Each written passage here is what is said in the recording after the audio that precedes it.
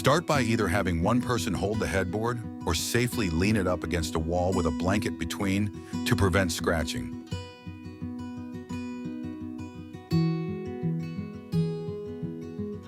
Attach one rail by sliding the bed locks into place in the headboard. This will support the headboard.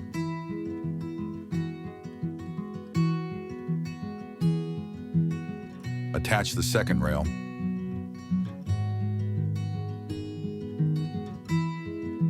Once both rails are in place, attach both to the footboard.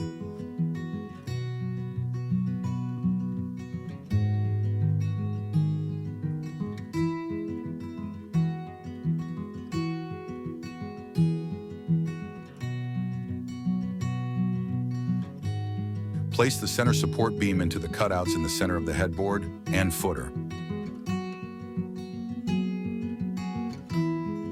You can now roll out the slats across both rails and the center support beam.